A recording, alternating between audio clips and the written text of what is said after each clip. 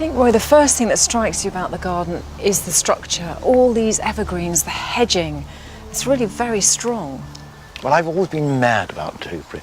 I've loved it. I love it, like stroking a pussycat or something like that. I just think they're wonderful.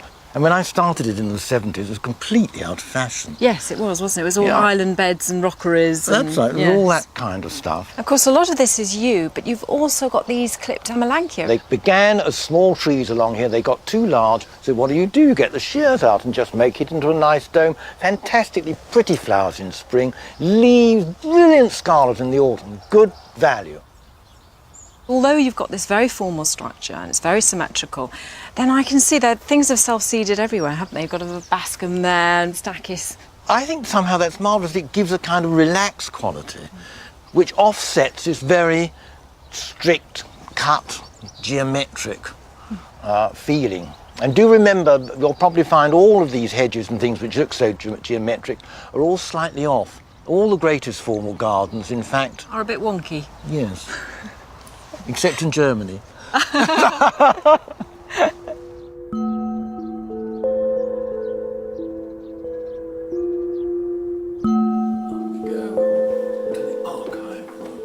Apart from creating a remarkable garden, Sir Roy and his late wife have kept a hugely detailed archive of their garden. I think there is...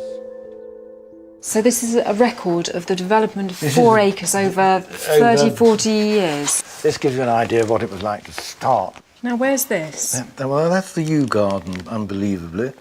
And here we are. That is the beds cut. That is the yew beginning to grow. You look very dapper. Which part of the garden is this? And the winding serpentine walk. It's only been in probably a year or so.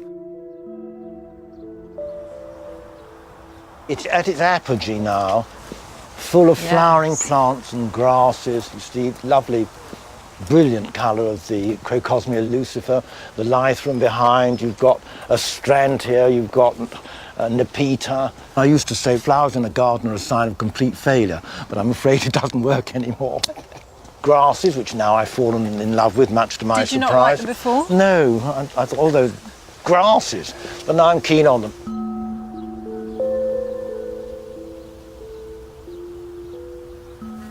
All the bills were kept. This is the serpentine, the first planting. This is all the shrubs I planted either side of the winding walk. You've kept all these, 1980.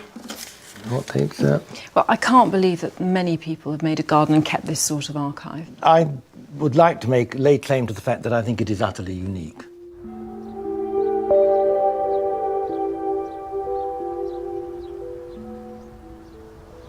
The beauty of the garden is you turn a corner and there is another view drawing you in. Well, I'm mad about vistas. I mean, this garden is about vistas, and also ornaments help vistas.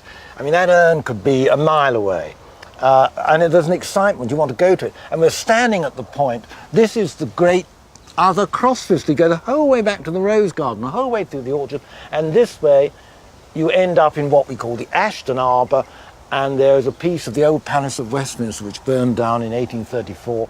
But these are repro ornaments with ordinary house paint. Really? That's just painted on the stone? That is just painted on the stone. See, they look incredibly impressive and very, very expensive. But you're saying with a bit of ingenuity you can make something appear perhaps what it isn't. Well, gardening is the art of fudging it, isn't it? But you've got to have a focal point. It is wonderful how the eyes then drawn right the way down across the length of the garden. Yes, if you took the statue away from that, you wouldn't be drawn into it. That's the Pleats Lime Avenue. Look at that. I mean, that's how it started. Now, this is something to behold. Well, it's one of the, I suppose, theatrical big set pieces, and it evolved over 30 years. What I love is that you see in the gaps there above the beech hedge, you get these glimpses of colour, so very tantalising. But within this, it's so green and calming. Green and cool, and then all that excitement which you can't get to, and you're thinking, what goes on in there? And you'll see there's just a little entrance at the back, and people suddenly come through that arch, and wham, does it hit them. All that. All that is there, and it's totally unexpected. Well, this, Rachel, as you can see, is the rose garden. There are a few roses, and in particular this rather lovely rose called Valentine in the middle, which is a repeat flower.